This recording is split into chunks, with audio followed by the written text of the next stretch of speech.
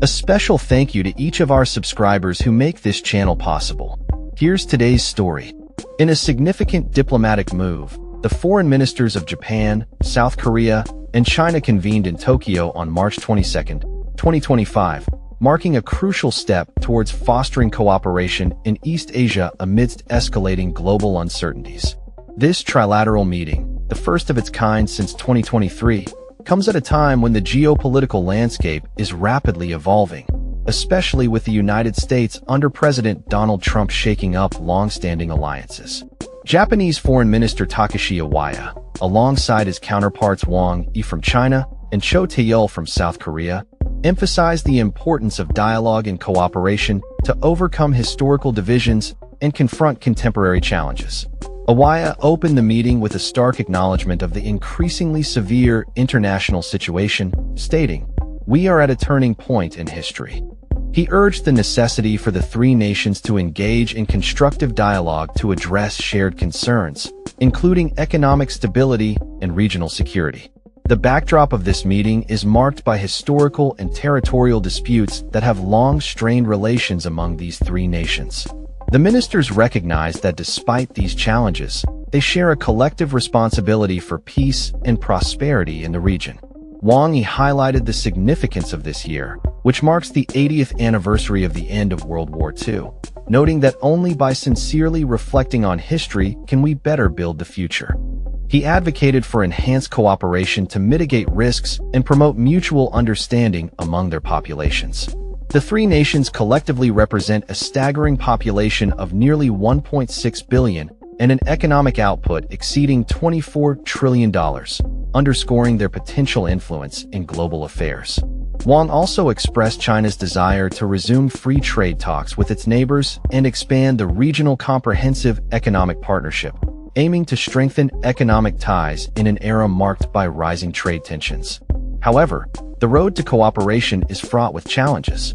Fadi Salome, reporting from Tokyo, noted that while the meetings aim to build confidence, significant differences remain. Historical grievances, particularly Japan's wartime actions during World War II, continue to cast a shadow over relations. Wang Yi urged the nations to confront these historical issues honestly to move forward. The meeting also addressed pressing contemporary issues, including North Korea's nuclear ambitions and its military cooperation with Russia amid the ongoing conflict in Ukraine. South Korean Foreign Minister Cho Tae-yul urged China to leverage its influence over North Korea to encourage denuclearization, emphasizing that North Korea should not be rewarded for its aggressions. The trilateral discussions are particularly significant as they come on the heels of a trilateral summit held in Seoul in May 2025, where the three countries reaffirmed their commitment to a denuclearized Korean peninsula and deepen trade ties. The current meeting aims not only to enhance cooperation on security and economic fronts, but also to tackle multi-generational issues such as climate change, aging populations, and disaster relief efforts. Japanese Prime Minister Shigeru Ishiba welcomed the ministers, expressing hope for a future-oriented cooperative relationship built on pragmatic diplomacy. He acknowledged the significant responsibilities these nations hold for regional peace and prosperity, despite the historical tensions that occasionally arise. As the meeting progresses, the ministers plan to arrange a trilateral summit within the coming months, with high-level economic dialogues being a focal point. Iwaya is set to engage in separate discussions with both Wang and Cho, including a critical dialogue about the ban on Japanese seafood imports imposed by China following the Fukushima nuclear disaster. The geopolitical landscape is shifting, with rising U.S. tariffs adding pressure on these economies to seek alternative partnerships. Patricia M. Kim, a foreign policy expert at the Brookings Institution, noted that while trilateral dialogues have been ongoing for over a decade, the current discussions carry heightened significance due to the changing U.S. stance.